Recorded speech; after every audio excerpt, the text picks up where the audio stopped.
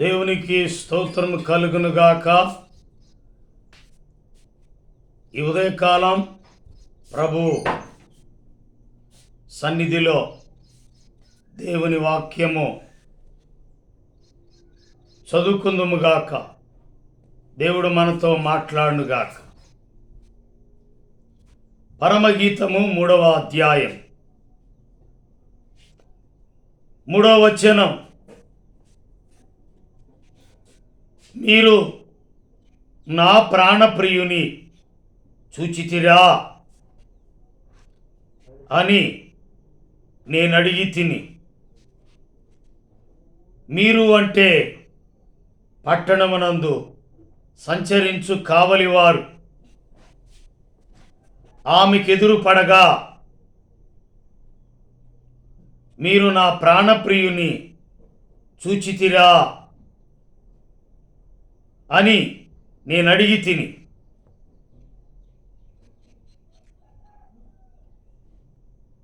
ఈ ఉదయకాలం ప్రాణప్రియుని వెదకుతును అని అనుకున్నప్పుడు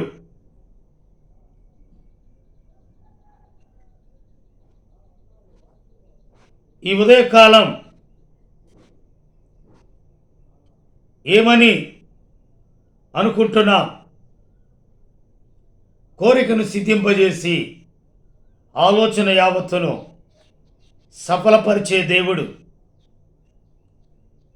మీరు నా ప్రాణప్రియుని చూచితిరా అని ఆమె ఆ పట్టణమందు సంచరించు వారిని, కావలి వారిని అడిగింది. అడిగితే వారి దగ్గర సమాధానం లేదు. 4వ వచనం. నేను వారిని విడిచి కొంచెము దూరం పోగా.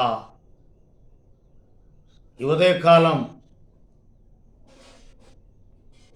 విడిచే అనుభవం ఆదికాండం 12వ అధ్యాయంలో దేవుడు మాట్లాడుతూ ఉన్నాడు. నీవు లేచి నీ దేశము నుండి, నీ బంధువుల యొద్ద నుండి, నీ తండ్రి ఇంటి నుండి బయలుదేరి నేను నీకు చూపించు దేశమునకు వెళ్ళుము. అయితే ప్రయాసపడి వెతికి సంత వీధుల్లోను, రాజవీధుల్లోను,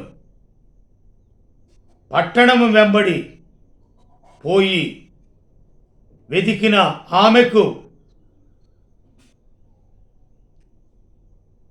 దొరికాడు ప్రాణప్రియుడు. నాకెదురు పడెను. ఈ ఉదయకాలం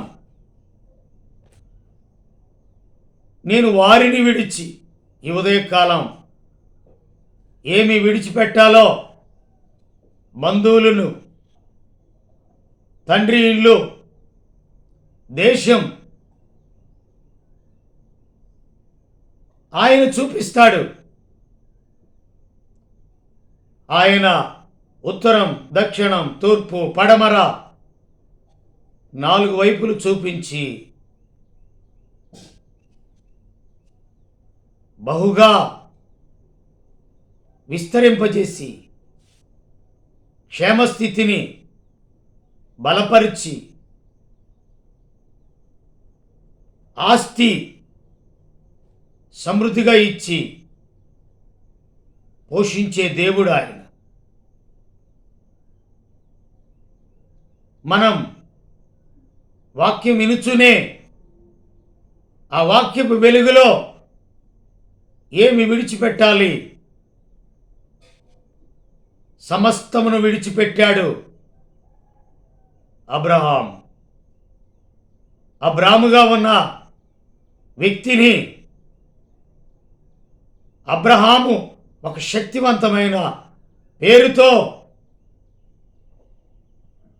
అబ్రహాముగా మార్చి నీవు మా మధ్య మహారాజు అయి ఉన్నావని ఆయన కీర్తిని అనేక చోట్లకు వ్యాపింపజేశాడు. ఈ ఉదయకాలం దేవుడిచ్చే ఆశీర్వాదం గొప్పది. తప్పిదములు దాచిపెట్టువాడు వర్ధిల్లడు, వాటిని ఒప్పుకొని విడిచిపెట్టువాడు కనికరము పొందును. తప్పిదములు దాచిపెట్టువాడు వర్ధిల్లడు, ఒప్పుకొని విడిచిపెట్టాలి. దేవుని సన్నిధిలో ఒప్పుకున్న అబ్రహాముగా మార్చాడు. ఒప్పుకున్న యాకోబుని ఇశ్రాయేలుగా మార్చాడు. ఒప్పుకున్న పేతురుని యెరూషలేములో సెయింట్ పీటర్, పరిశుద్ధుడైన పేతురుగా మార్చాడు. కారణం, ఆయన సన్నిధిలో అబద్ధమాడానని 3 మారులు ఒప్పుకున్నాడు, పశ్చాత్తాపడ్డాడు.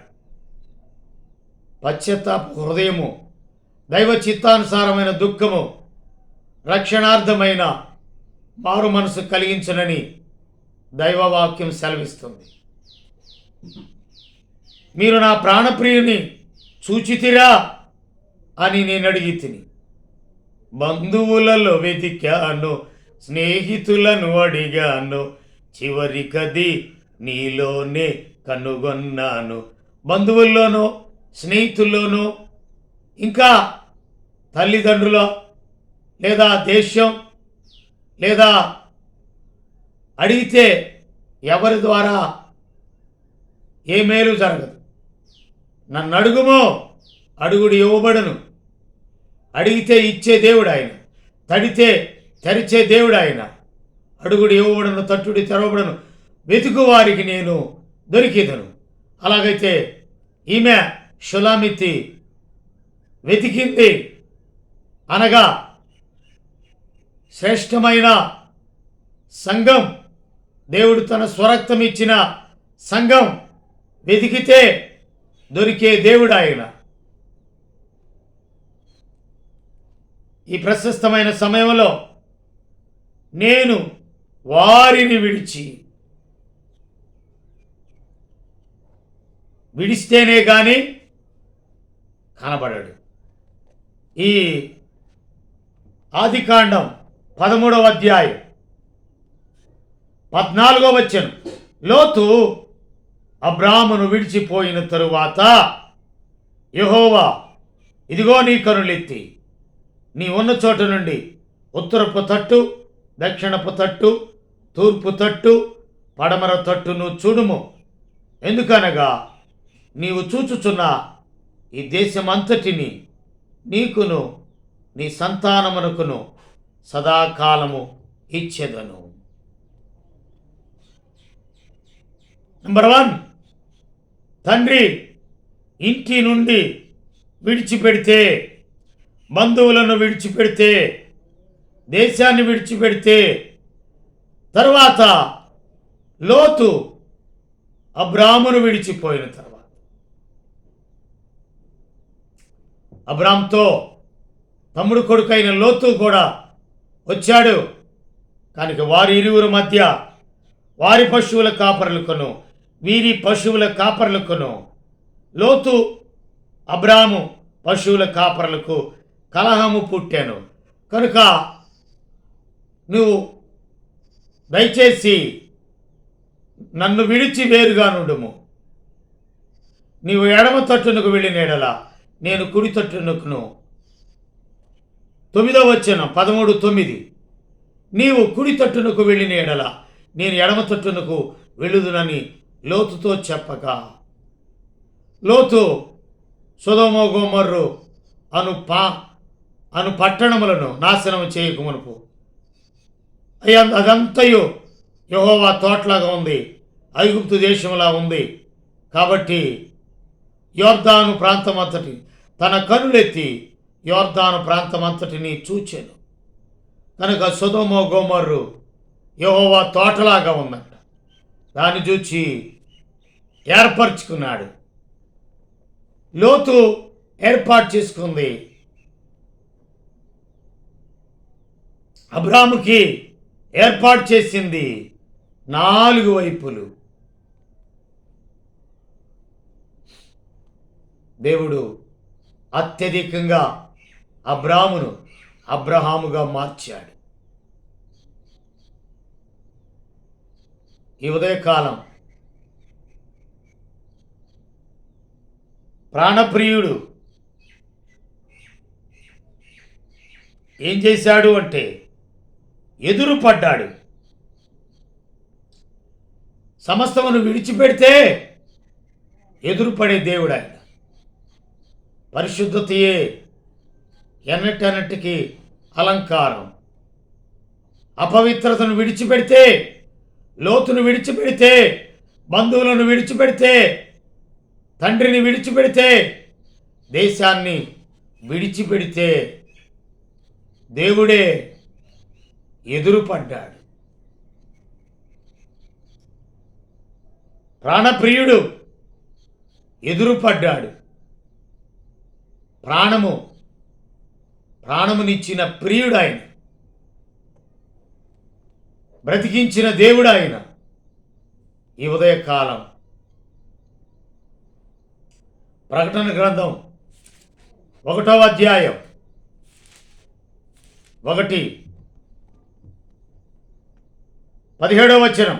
నేను ఆయనను చూడగానే చచ్చిన వాని వలె ఆయన పాదముల యుద్ధ పడి తిని, ఆయన తన కుడి చేతిని నా మీద ఉంచి నాతో ఇట్లనెను, భయపడకుమో, నేను మొదటి వాడను, కడపటి వాడను, జీవించువాడను, మృతుడనైతిని గాని ఇదిగో యుగ యుగములు సజీవుడనై ఉన్నా.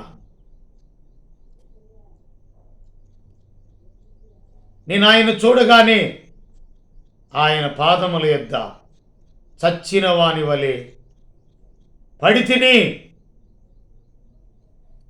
ప్రార్థనా జీవితం, దేవుని సన్నిధిలో ప్రార్థన, ఒప్పుకోలు ప్రార్థన. దావీదు ఎలాగైతే ఒప్పుకొని ప్రార్థన చేశాడో, నేను పాపము చేసి తిని, లేదా అబ్రాము ఎలా ప్రార్థన చేశాడో, పేతురు ఎలా ప్రార్థన చేశాడు. ఈ ఉదయకాలం తప్పిదములు దాచిపెట్టుకొనక ఆయన సన్నిధిలో ఒప్పుకొని ప్రార్థన చేసి ఆయన పాదముల మీద పడినప్పుడు భయపడకుము అని బలపరిచే దేవుడు ఉన్నాడు. బలమైన ఉపదేశం, నీ ఉపదేశమే నన్ను బలపరచెనే. కనుక ఉపదేశం బలపరుస్తుంది, ఆయన సందేశం బలపరుస్తుంది. ఈ ఉదయకాలం నీవు విడిచిపెట్టవలసి, మనం విడిచిపెట్టవలసినవి సమస్తము విడిచిపెట్టాలి. దేవునికి ఆయాస్కరమైంది విడిచిపెట్టాలి. దేవునికి ఇష్టమైనది దేవుడు చెప్తాడు. దేవుని సన్నిధిలో ఆయన చెప్పింది చేయడం, ఆయన ఉపదేశాన్ని గైకొని నా మాట విని నన్ను పంపిన వాని యందు విశ్వాసముంచువాడు మరణములో నుండి జీవములోనికి, చీకటిలో నుండి ఆశ్చర్యకరమైన వెలుగులోనికి వస్తాడు. ఈ ఉదయకాలం ప్రార్థన చేసుకుందాం. ప్రేమ నమ్మకము కలిగిన మా ప్రియమైన పరలోకమందున తండ్రి, నా ప్రాణప్రియుని మీరు చూచితిరా అని అడిగి తిని, వారి ద్వారా ఏమీ ప్రయోజనం లేదు. వారిని విడిచి, కావలి వారిని విడిచి, లేదా బంధువులను విడిచి, తండ్రి ఇంటి వారిని విడిచి, లోతును విడిచి, తప్పిదములు విడిచిపెట్టి, దేవునికి ఆయాస్కరమైంది విడిచిపెట్టి దేవునికి ప్రయోజనకరమైందా? ఎప్పుడైతే విడిచిపెట్టి నీవు లేచి నేను నీకు చూపించే దేశమునకు వెళ్ళు. అవునయ్యా, నీవు చూపించే దేశం పరలోకం, పాలు తేనెలు ప్రవహించే దేశం. నీవు చూపించే దేశం వెలుగుమయం, మేము చూచేది చీకటి. కనుక చీకటిలోండి ఆశ్చర్యకరమైన వెలుగులోని మీ గుణాతిశయము చేత మమ్మల్ని ఈ ఉదయకాల సమయంలో బలపరిచారు, గుణపరిచారు. నీ మాటలు వినుచునే తప్పిదములు విడిచిపెట్టి పాపములు ఒప్పుకొని చేయమని, తుదకు అభివృద్ధి పొందాలంటే నీ గుడారములో నుండి, నీ దుష్టత్వము నుండి విడుదల పొందితే కానీ నువ్వు తుదకు మహాభివృద్ధి చెందగలవని దేవుని వాక్యం. నీ గుడారముల నుండి అది తీసివేస్తే మహాభివృద్ధి పొందగలవని వాక్యం సెలవిస్తుంది.